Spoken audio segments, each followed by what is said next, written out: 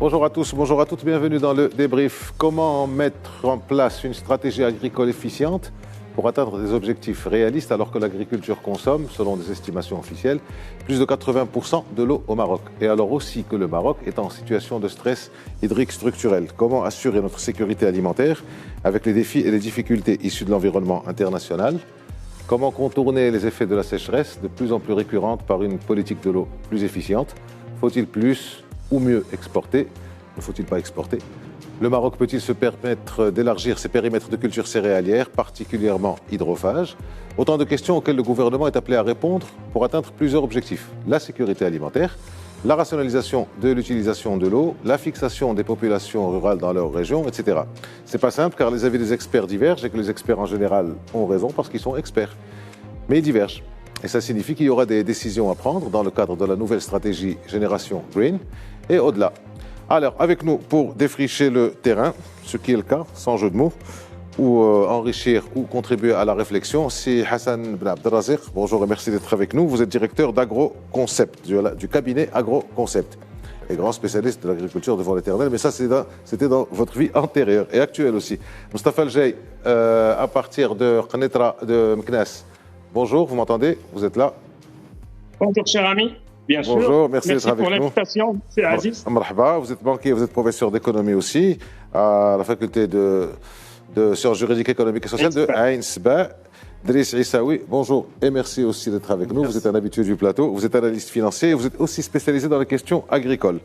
Messieurs, merci d'être avec nous. On va sacrifier à la tradition. Donc la question groupée pour planter le décor, comme d'habitude, comme toujours. Dans quel état se trouve notre agriculture aujourd'hui à la lumière des nouvelles conditions de sécheresse récurrentes? Je commence par vous, Driss Issaoui.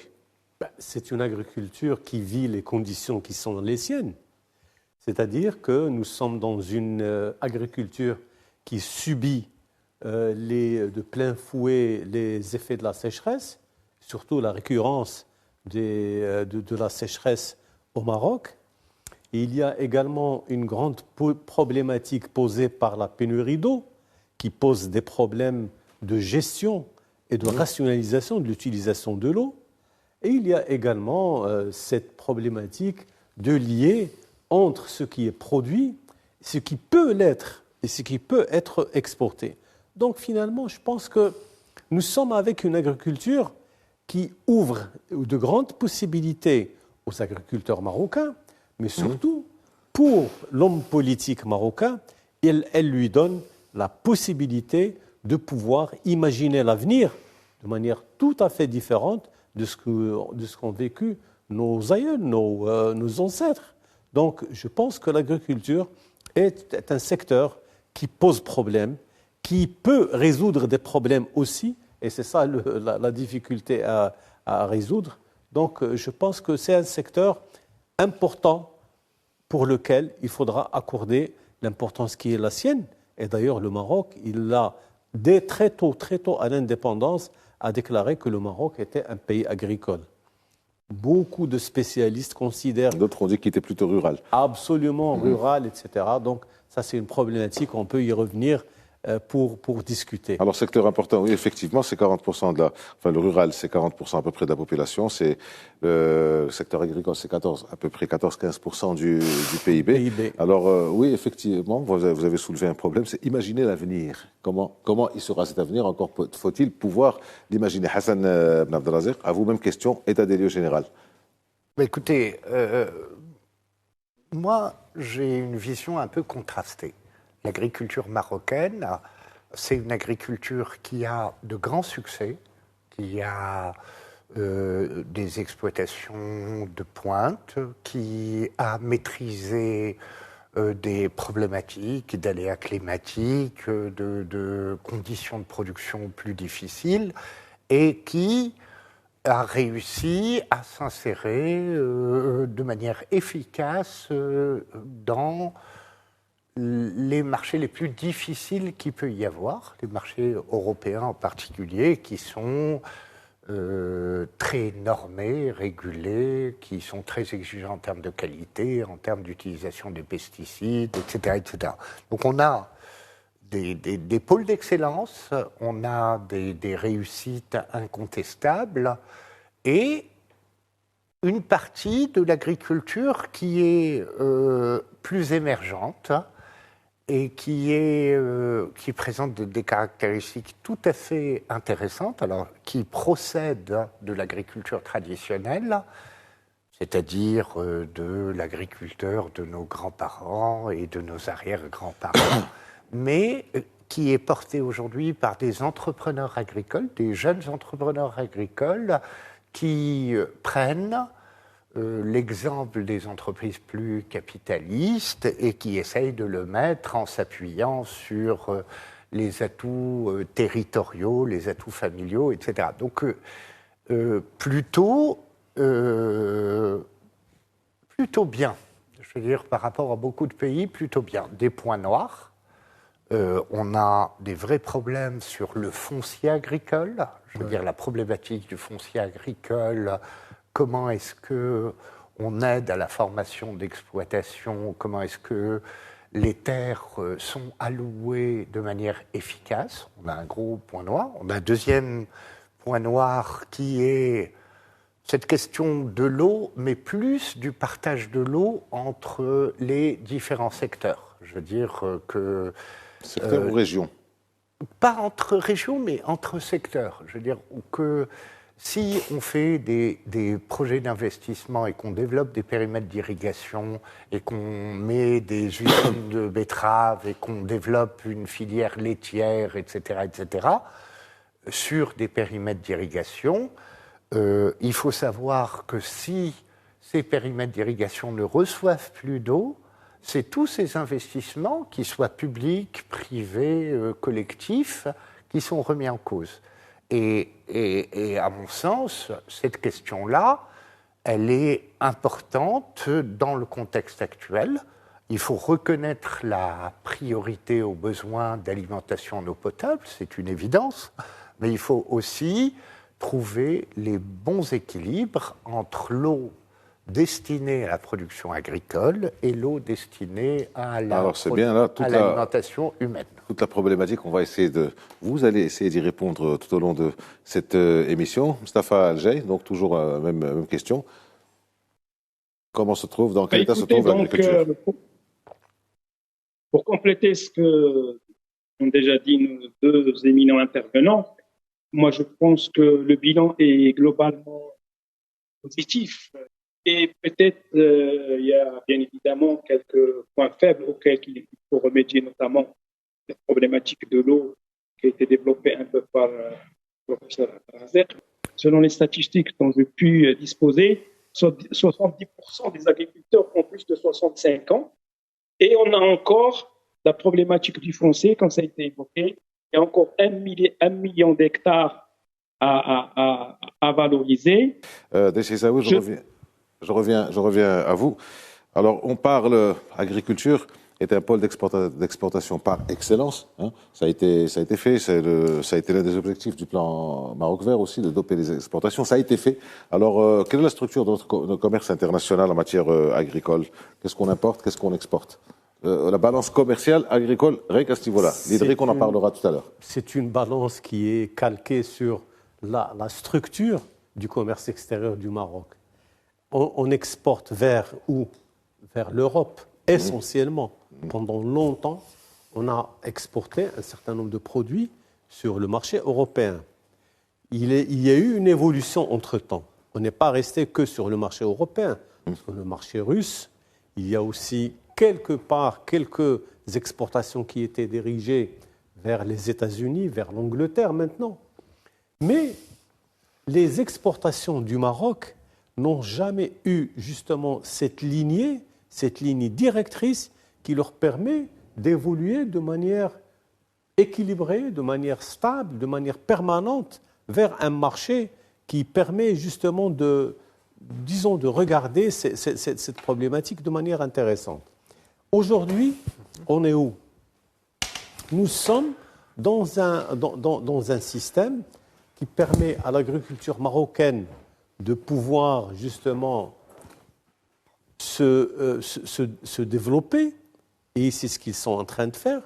Le développement d'agriculture, il se fait avec toutes les problématiques dont a parlé le professeur Hassan Ben Abdelrazir, problème de l'eau, le problème des générations.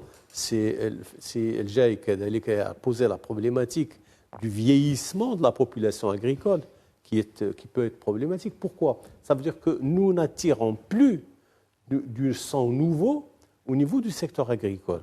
Et ça, c'est problématique. Nous avons de grandes possibilités offertes par quoi? Par la mobilisation des terres collectives. Il y a eu tout un programme qui a été développé avec les Américains pour faire en sorte que la melkisation, c'est-à-dire la transformation de la propriété collective en indivision, en propriété pour les ayants droit, etc.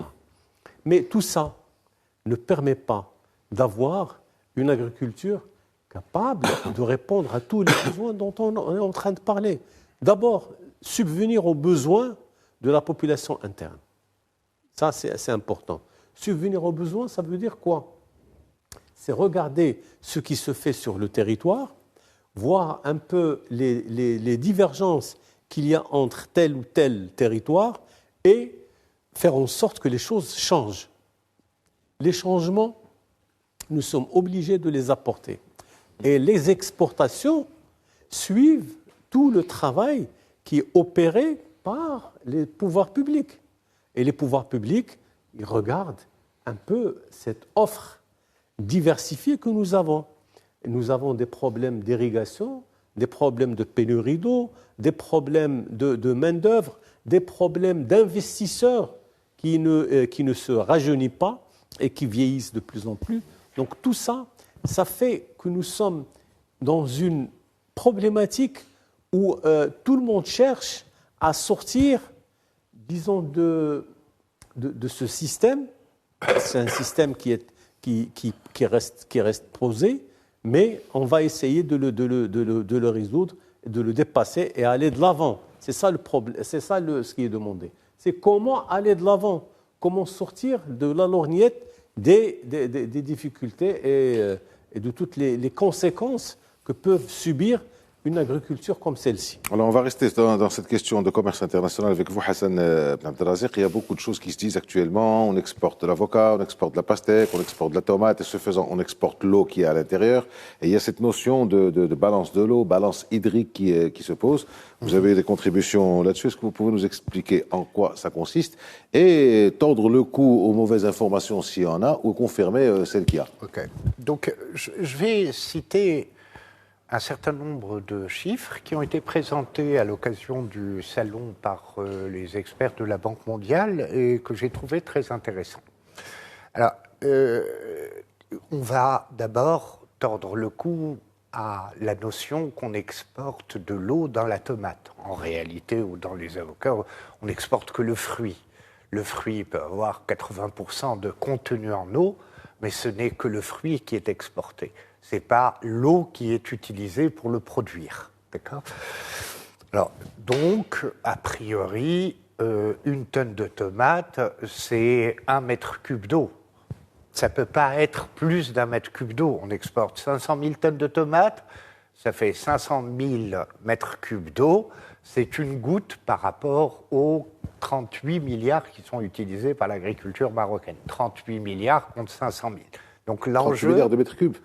Oui, si c'est 34 milliards 8 qui est consommé, d'accord ? 34 milliards 8 qui est consommé. Alors, je vais être précis, on parle de consommation par l'agriculture, c'est-à-dire la consommation directe, la pluie qui est utilisée directement, et la consommation indirecte, c'est l'eau qui est réutilisée après avoir été stockée, redistribuée dans des réseaux d'irrigation ou par les nappes souterraines. La plus grande partie de la consommation, c'est l'eau de pluie qui est consommée directement par les cultures. Et là, c'est 35 milliards de mètres cubes à peu près, selon les estimations qui sont données, et 40% pour la production des céréales. Donc on a l'essentiel de l'eau consommée par le secteur agricole est destinée à la production de céréales, l'arboriculture 28% et le maraîchage 15%. D'accord ? donc de l'eau globale consommée par le secteur Est-ce que je agricole. peux vous arrêter un moment, Hassan Abdelrazek? Oui. Vous dites que sur ce chiffre, je pensais que c'était beaucoup moins. Je pensais que le chiffre général, la consommation générale était de 23-24 milliards et que l'agriculture prenait 80%. Mais enfin, je parle sous votre contrôle. La question que je veux vous poser, c'est que vous dites que la plus grande partie vient des eaux pluviales. Or, nous sommes en situation de sécheresse récurrente. Nous sommes à 3 ou 4 sécheresses sur les 5 dernières années. Oui. Donc, nous sommes en train, quelque part, d'utiliser de l'eau qui n'existe plus et donc d'épuiser nos nappes souterraines. Et on est obligé de raisonner en moyenne pour donner un ordre de grandeur. Ça ne veut pas dire qu'on n'a pas des crises et qu'il ne faut pas s'y adapter, mais pour donner le chiffre de 80% pour l'agriculture et de 22 milliards, c'est l'eau mobilisée, c'est-à-dire l'eau qui est mobilisée dans les barrages, réinjectée dans les réseaux de distribution et les réseaux de distribution et les réseaux d'irrigation. Moi, je parle de l'eau qui tombe. Une partie de la pluie est utilisée directement par les plantes sans pour autant qu'elle ne transite par des réseaux d'irrigation ou des nappes souterraines. D'accord ? Donc, de manière générale. Hein,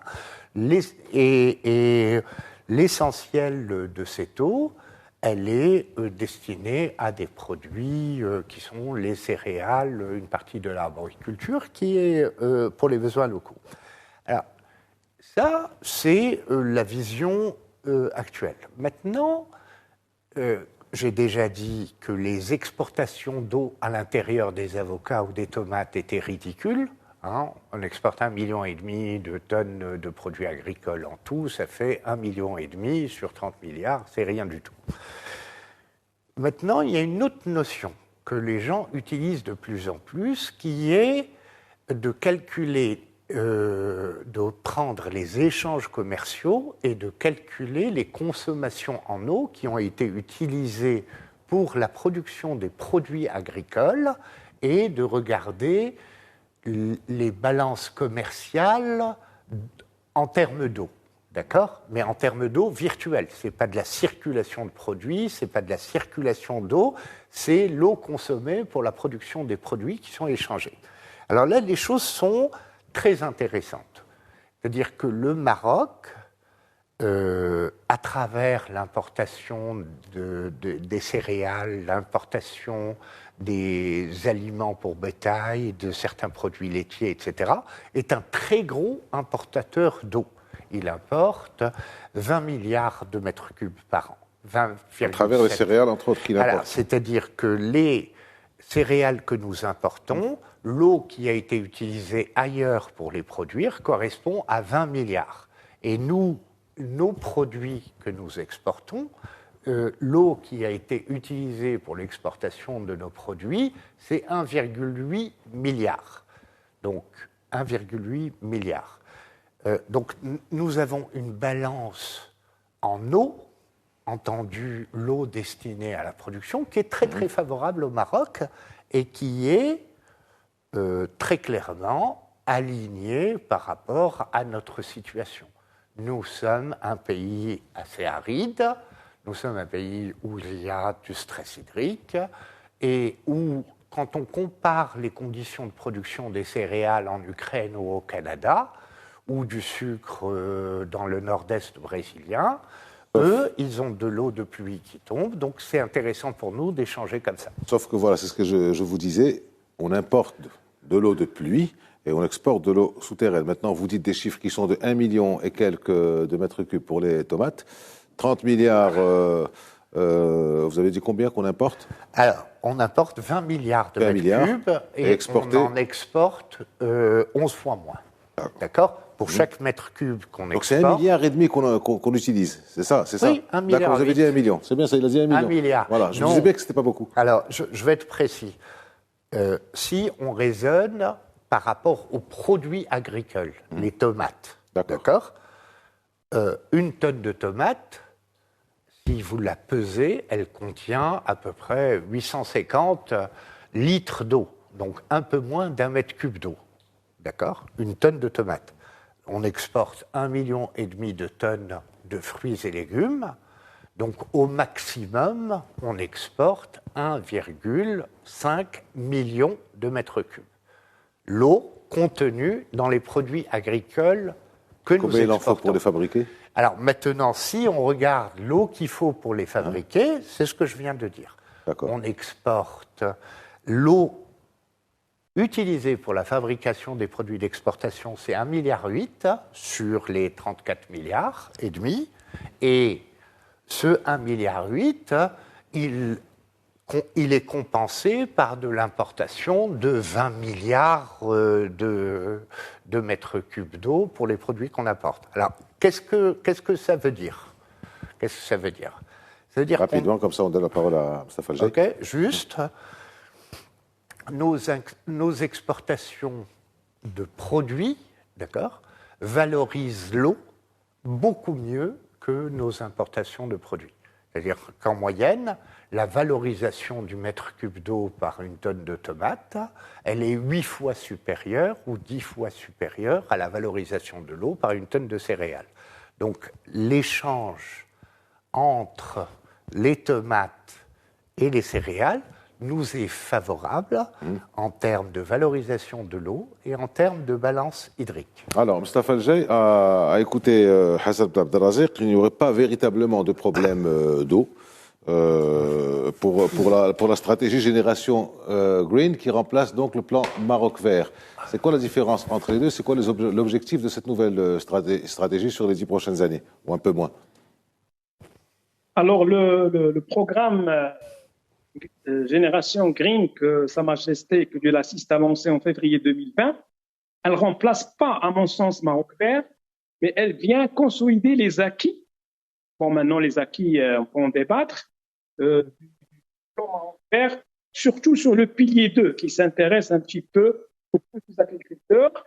Et si vous voulez, là, on met en valeur l'aspect humain de cette stratégie, si vous voulez, du programme Maroc Vert, puisqu'on vise la création de 180 000 nouvelles exploitations opérées par des jeunes, comme l'a dit tout à l'heure professeur Issaoui. On a un vieillissement, comme je vous ai annoncé au début, 70% des agriculteurs ont plus de 65 ans.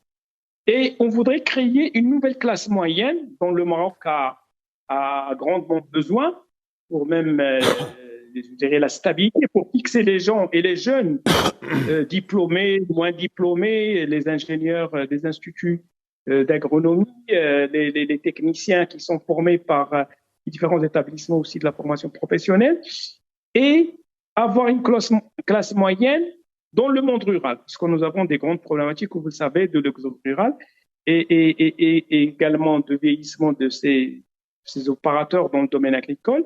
Et cette vision, cette stratégie vise à créer une grande classe moyenne dans le monde rural. Et je pense que, si j'ai bien compris, suite aux conférences de presse de M. le ministre de l'Agriculture et de la Pêche, on est déjà à 65 000 jeunes par an qui s'installent dans le monde rural avec leur propre exploitation.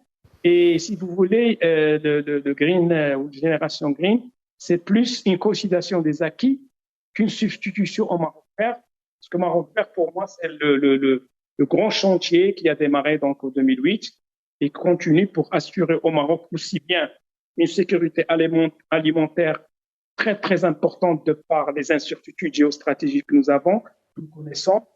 Le Covid, maintenant, on est sorti du Covid, à peine on sort du Covid, il y a cette guerre donc russo-ukrainienne, avec toutes les perturbations que nous avons vues en termes donc de flambée des cours des matières premières, notamment les céréales, dont le Maroc est un grand importateur.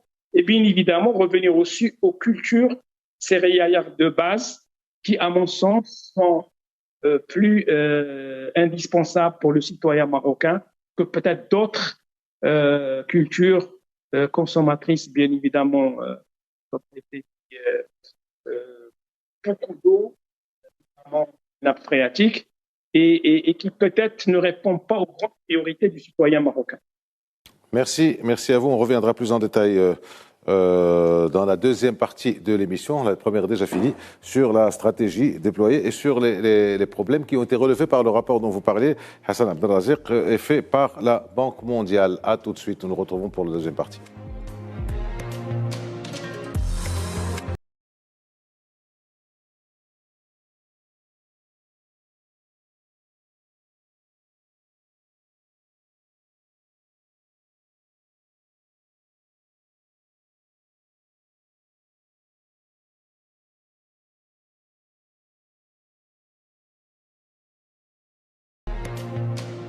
Et c'est le début de la deuxième partie du débrief consacrée, comme ceux qui étaient avec nous en première partie ont remarqué, sur la politique agricole à venir au Maroc, ses défis, ses opportunités, ses difficultés, ses atouts, ses points de force et de faiblesse. Et nous en parlons pour celles et ceux qui nous rejoignent avec Hassan Ben Abdelraziq, avec Driss Issaoui et à partir de Meknas en direct de Meknas avec Mustafa Eljaï. Alors Driss Issaoui, on revient à vous. Donc le superficiel, un slogan. On va réduire avec tout ce qui a été dit et qui n'a pas été confirmé par Hassan Ben Abdelraziq. Il faut réduire les cultures consommatrices d'eau et pousser sur les cultures un peu moins hydrophages. Ça consiste en quoi? C'est un simple slogan. Ça se passera comment? C'est d'abord un grand slogan qui peut avoir la vie dure. Parce que d'après ce que j'ai compris, de quelle manière, et ce que je l'ai aussi, c'est que ce qu'on a appelé les cultures hydrophages, on parle, disons, de la pastèque, on parle des avocats, on parle d'un certain nombre de produits. De la tomate qui vient d'expliquer que de la tomate pas un problème. aussi, parce que ça c'est important. Parce qu'il y avait un ministre marocain qui avait demandé à ce qu'on arrête carrément l'exportation de la tomate. Je ne vais pas citer son nom, mais ce que c'est Hassan vient de nous expliquer avec beaucoup disons, de brillance, c'est que cette tomate n'exporte pas de l'eau de manière brute et comme on pouvait l'imaginer. Parce qu'effectivement, la tomate consomme beaucoup d'eau. C'est connu. Même quand on le fait à la maison, on remarque que la tomate consomme beaucoup d'eau. Mais il est aujourd'hui prouvé que la tomate, les pastèques, disons, l'avocat, etc., ne consomment pas de l'eau qui est destinée à l'agriculture, ni même à la consommation humaine. Ce ne sont pas, disons, des consommations qui peuvent poser problème au Maroc. Alors pourquoi on en parle? Pourquoi on n'arrête pas de dire ça? Attention à la tomate. On a fini par diaboliser la tomate, diaboliser la pastèque, diaboliser l'avocat. Non, mais d'abord, parce qu'en fait, il fallait absolument, à un moment donné, mettre disons, un encadrement de ces cultures. Parce qu'il y avait beaucoup de Marocains qui se sont portés sur la culture de la tomate, sur la culture disons, de l'avocat, etc. Et on a consacré beaucoup de moyens financiers et beaucoup de surface pour ces cultures. Et d'après ce qu'on regarde, d'après ce que nous a donné c'est Hassan, et d'ailleurs lui, il cite un rapport de la Banque mondiale. Donc ce sont des experts qui savent de quoi ils parlent. Qu'est-ce qu'ils nous disent? Ils nous disent que nous n'exportons pas justement ces produits qui sont hydrophages, qui consomment énormément d'eau, qui auraient pu être utilisés pour d'autres biens. Maintenant, qu'est-ce qu'il faut faire aujourd'hui? Je pense qu'il y a une forte réflexion qu'il faudra mener. C'est comment? Et là, ça c'est un travail qui peut être fait sur comment on est en train de réfléchir sur ces cultures. Alors, les gens, il y a ceux qui vous disent qu'il faut cultiver de l'huile d'olive, disons de l'olivier, parce que vous pouvez faire ça avec ça. Vous pouvez, par exemple, faire les plantes aromatiques, etc. Ce sont toutes des cultures qui ne consomment pas certainement beaucoup d'eau, mais qui ont un retour sur investissement assez intéressant. Surtout que nous avons des pays qui ont gagné leur croûte, qui ont gagné leur part de marché grâce à ces produits-là. Est-ce que les Marocains sont capables de le faire? Je pense qu'on est sur la bonne voie, parce qu'avant, le Maroc ne produisait pas beaucoup d'huile d'olive. Je pense maintenant, oui, il le fait, et il le fait de manière assez professionnelle, en s'intéressant sur les meilleures variétés Je crois le 4e ou 5e, c'est la Méditerranée, c'est bien ça? Absolument, donc ce qui n'est pas une mauvaise chose. On peut faire la même chose pour les cultures aromatiques dans la région de Tsaounat, Fès, etc. Ils sont en train de le faire et ils réussissent à faire des choses intéressantes. Et ça, ce sont des choses qui permettent à l'agriculteur marocain de se redéployer sur des investissements qui peuvent rapporter de l'argent, qui peuvent être très lucratifs si on s'y intéresse avec le maximum d'attention. Alors, Hassan Ben Abdelraziq, je reviens sur ce fameux rapport de la Banque mondiale et sur les terres pluviales, qui fonctionnent donc à l'eau pluviale, qui ne sont pas irriguées. Ce rapport précise que c'est 80% de la surface cultivée. Il précise aussi que la plus grande partie de la population rurale habite ces terres-là. Bien. Maintenant, encore une fois, stress hydrique, c'est surtout la sécheresse. Comment fixer ces populations-là? C'est l'aspect un peu social. Que proposer à ces populations-là, donc, qui cultivent avec la pluie dans un pays où il y a de moins en moins de pluie? Qu'est-ce qu'on peut leur proposer de manière à ce qu'il n'y ait pas un exode rural massif, même si on en prévoit un dans les prochaines années? Alors, exode rural, c'est quelque chose qui va venir naturellement avec le développement du Maroc. Je veux dire, le développement du Maroc, dans tous les pays du monde, le développement, c'est d'abord et avant tout des gains de productivité du travail dans les secteurs les plus faiblement productifs, le secteur agricole, et ces gains de productivité se traduisent par moins d'hommes qui travaillent le secteur agricole, donc plus d'hommes qui vont travailler sur d'autres secteurs. Donc, comprendre que le secteur agricole gagne en productivité, puisqu'on utilise des machines, puisqu'on accompagne le travail avec des produits complémentaires, on a une meilleure technique, on produit autant avec moins de main-d'œuvre. Ça se traduit par des libérations de main-d'œuvre favorables au développement de l'économie de manière générale. Ce n'est pas quelque chose qui est négatif. Donc, il faut s'y préparer. Il faut que le monde rural ne soit pas le monde agricole exclusivement. Il faut que le monde rural se déploie sur les services, le tourisme, les aménagements environnementaux, qu'on ait une vision qui sépare l'espace rural de la partie strictement agricole. D'ailleurs, lorsque vous êtes aux alentours de Marrakech, on a bien des espaces ruraux redynamisés à travers le tourisme, d'autres activités, des maisons d'hôtes, l'insertion dans des circuits Donc, moi, je ne vois pas de calamité à ce qu'il y ait des mouvements de population associés à une agriculture plus productive. D'accord ? Elle sera plus productive le trop-plein. Parce que mécaniquement, on a plus de techniques, plus de capitaux, plus de machines, plus de machins qui travaillent la même quantité de terre. Et donc, mécaniquement, c'est comme ça que ça va se faire. Non, Alors, hydrophage, c'est quand même une question importante, cette notion de culture hydrophage. Moi, je m'inscris en faux par rapport à ça. Je ne pense pas que ce soit le problème. Le problème, c'est les quantités d'eau qui sont consommées par les cultures, le volume d'eau consommé par les cultures.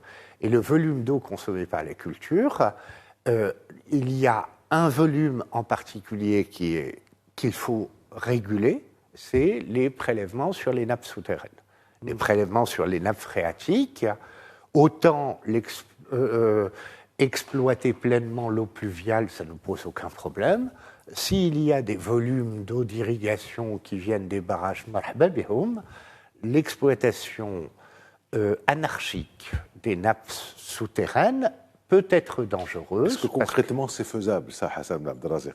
Alors, concrètement c'est faisable? Bien sûr que concrètement c'est faisable. Creuser un puits à la campagne ne semble pas poser toujours des problèmes.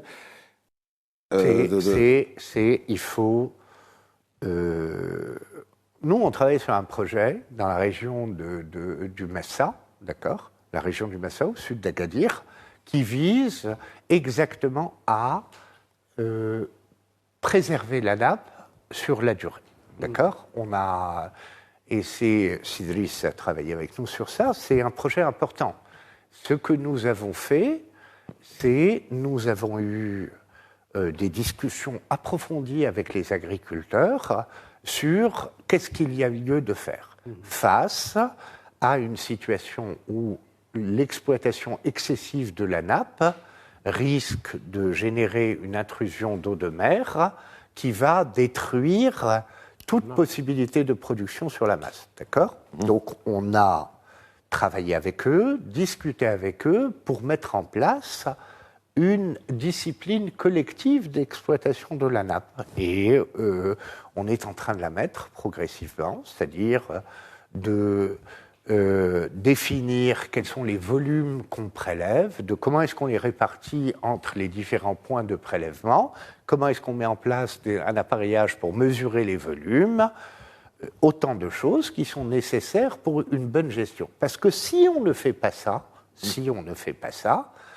on va à la catastrophe. Je veux dire, si vous laissez l'exploitation des puits et des forages sans une régulation minimale, sans discipline collective minimale, ben, ça va être je creuse et mon voisin il va creuser et mon voisin il va m'obliger à creuser un deuxième puits et au fur et à mesure qu'on creuse... et du contrôle aussi, et des moyens de contrôle, de la capacité de contrôle. Alors, c'est pas que du contrôle, c'est pas que du contrôle, c'est Aziz. C'est il faut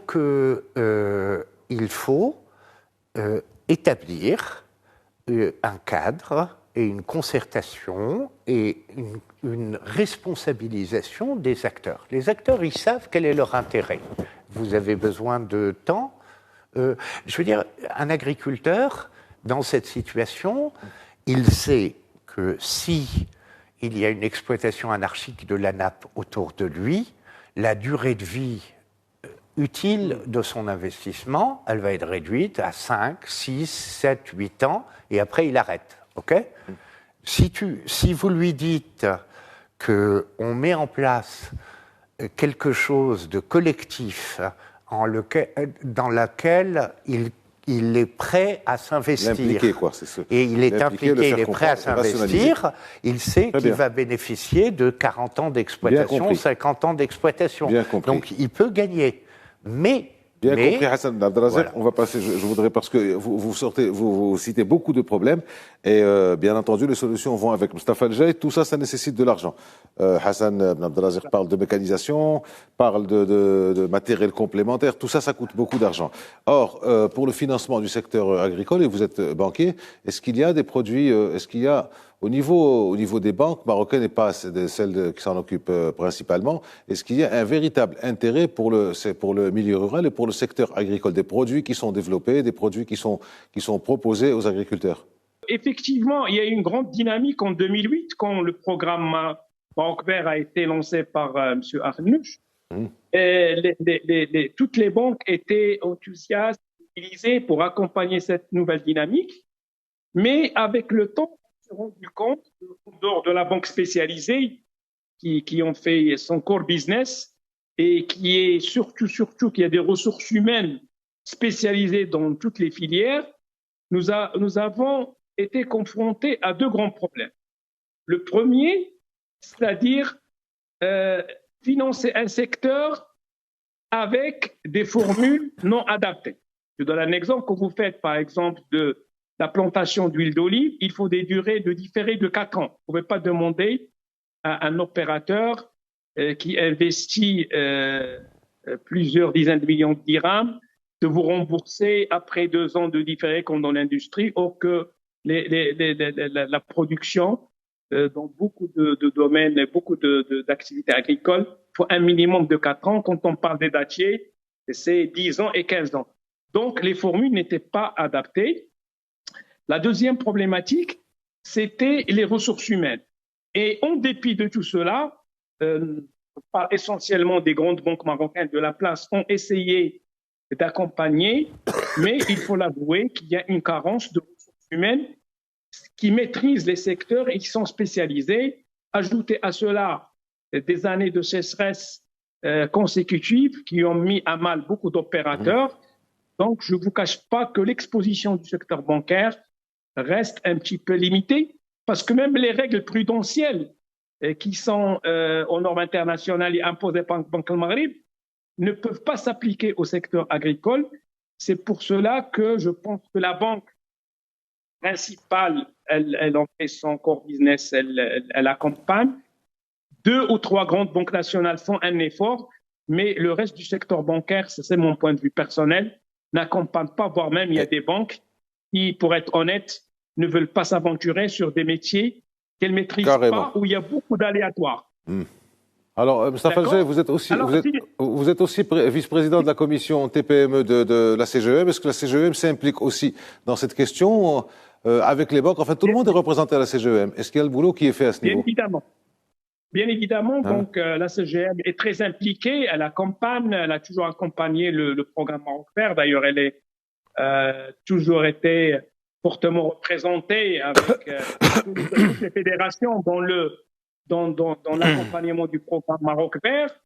Et le problème, comme je vous ai dit tout à l'heure, et je voudrais donner un exemple, si on prend le dernier programme Talakha, il a dédié une partie à ce qu'on appelle le Mustatmir al-Qarawi, avec même des taux d'intérêt plus intéressants que, c'est-à-dire 1,75%, qui est dérisoire par rapport à l'inflation, par rapport aux directeurs, par rapport auxquels les entreprises classiques se refinancent. Nous voyons dans les statistiques à fin 2020, sur, si vous voulez, les 9 milliards pratiquement de crédits octroyés à ces jeunes porteurs de projets, il y a uniquement 10% qui va au monde agricole. Et cela s'explique, à mon sens, par la réticence de certaines banques qui ne maîtrisent pas le secteur, qui n'ont pas les ressources humaines pour analyser ces dossiers, parce que c'est des métiers, il faut les connaître. Et le banquier, généralement, ne souhaite pas financer quelque chose qu'il ne maîtrise pas. Et en plus de cela, il y a aussi la vulgarisation et comme on a dit au début, aussi la connaissance de ce produit à travers un petit peu les agriculteurs dont souvent peut-être n'ont pas accès ou manque de formation.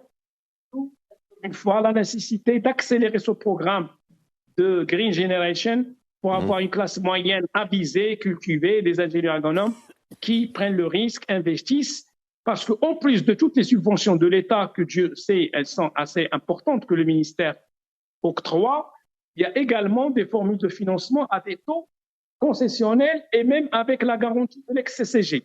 Donc, il faut juste sensibiliser, mobiliser et qu'il y ait un petit peu la volonté, si vous voulez, de prendre le risque comment dirais-je, et mettre en place ce grand chantier. Alors, je voudrais aussi vous poser une question. Il nous reste à peu près 8 minutes. Je voudrais vous faire réagir tous les trois sur cette question d'équilibre. Bon, maintenant, il y a ce qu'on appelle la sécurité alimentaire. La sécurité alimentaire, c'est quelque chose, c'est quelque chose de encore plus important qu'on puisse l'imaginer, c'est la sécurité nationale, sécurité alimentaire. Or, on parle de céréales hydrophages, culture hydrophage. Vous n'êtes pas tout à fait d'accord avec ça, Hassan Ben Abdelazek. On parle aussi de céréales qui seraient moins hydrophages. On parle d'importation de céréales, mais importation de céréales. On voit bien qu'avec la guerre entre l'Ukraine et la Russie, on a un problème d'approvisionnement, on a un problème d'importation. Oui, comment trouver notre sécurité alimentaire ou céréalière, pour être plus précis, en faisant l'équilibre de tout ça? Même question va être posée à Hassan Ben Abdelazek et à Mustapha Al-Jaï. Non, là, disons, ce qu'on est en train de dire, c'est on est en train de parler de souveraineté économique d'un pays. Vous êtes en train de poser la question. C'est plus qu'économique, ça c'est alimentaire, c'est carrément. Non, alimentaire, c'est-à-dire c'est la souveraineté alimentaire d'un pays. Et si on n'arrive pas à maintenir les équilibres là où il faut, je pense qu'il y aura toujours un problème. Mais ce qu'il y a aujourd'hui, c'est que nous avons une agriculture marocaine, moderne, qui est en train de faire du chiffre, qui est en train de s'inscrire sur des chantiers nouveaux, des chantiers d'avenir. Moi, je pense qu'il faut faire confiance à cela, mais plus que ça, faire confiance aussi à ceux qui mettent leur argent, les investisseurs qui ont justement ce grain de folie de croire que mettre de l'argent dans l'agriculture, ça peut rapporter de l'argent. Et je pense que ça peut rapporter de l'argent à condition de se maintenir dans des cadres de réflexion qui sont bien étudiés, bien travaillés et orienter tous les efforts dans cette direction. Mustapha Al-Jaï, je vous pose la question aussi à vous. L'équilibre qu'il faut trouver entre la durabilité donc, de la ressource l'extrême nécessité de ces cultures céréalières et le fait d'être la dépendance au marché extérieur. Comment faire? Alors moi, je rejoins le professeur Issaoui. Effectivement, pour la sécurité alimentaire, à mon sens, il faut d'abord intensifier les cultures céréalières avec des nouveaux procédés. J'ai vu que maintenant, il y a des phytosanitaires qui réduisent la consommation d'eau et nous avons la chance d'avoir l'OCP, donc, où il y a des grandes compétences pour un petit peu travailler sur ce volet-là et encourager la RD, pardon. La RD, c'est un peu le point faible du Maroc. Alors Hassan Abdelazir, il fut un temps où le Maroc exportait, mais ça fait longtemps, ça fait plusieurs dizaines d'années que le Maroc exportait vers l'Europe ses céréales. Est-ce qu'il y a un moyen maintenant, encore une fois la même question reposée indirectement, pour ne plus dépendre des marchés extérieurs en matière céréalière? Vous savez que les céréales sont un composant important dans la nourriture des Marocains. Comment faire? Alors, ne plus dépendre des marchés extérieurs, oui, on peut réduire notre consommation totale et réduire notre bien-être collectif, notre richesse collective, en nous spécialisant dans les céréales et en faisant la conversion de l'arboriculture vers les céréales pour pouvoir répondre à cet intérêt de souveraineté. À mon avis, on n'ira pas très très loin. Il y a des pays qui ont fait ça. Je veux dire, beaucoup de pays, sur le principe de souveraineté, ont interprété la souveraineté comme étant un objectif d'autosuffisance, d'accord? Donc produire ce dont on a besoin, après les guerres, après des choses comme ça. Et effectivement, ça a coûté énormément d'argent et pas nécessairement... ça n'a pas généré le bien-être collectif, sauf qui était recherché par ces politiques. Moi, je pense, d'abord, que nous avons... il faut qu'on respecte 2 ou 3 principes simples. Le premier, 2 minutes. Le premier, c'est de respecter nos agriculteurs, de respecter leurs décisions. Ceux qui produisent... Ceux qui décident quoi produire, c'est les agriculteurs. C'est eux qui connaissent leurs moyens, leur potentiel technique, leur potentiel de commercialisation. C'est eux qui connaissent leur terrain, les capacités de leur terrain, les semences qui sont propres, etc. Si on les respecte, ce que peut faire l'État, c'est de donner des incitations, mais surtout pas des obligations impératives, on va faire ici ça ou on va faire ici ça, expliquer, donner des incitations et écouter.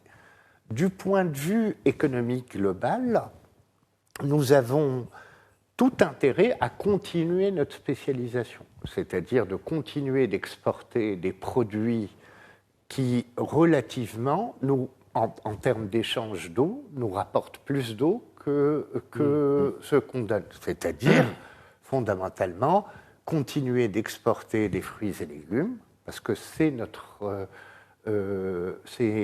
avantage compétitif principal, l'eau, la main-d'œuvre, la terre et le soleil. D'accord ? Et d'exporter ça et d'importer des produits qui sont plus majeurs. Ça ne veut pas dire qu'il faut abandonner les céréales. Ça veut dire que sur les céréales, il faut travailler pour augmenter les rendements des céréales, pour augmenter la sélection des semences, pour augmenter le traitement des semences et gagner en productivité sur les céréales. Voilà merci à vous, merci Hassan Abdelazir, merci Driss Issaoui, merci Mustafa Jay à partir de Gnas, merci à vous de nous avoir suivis, à la semaine prochaine.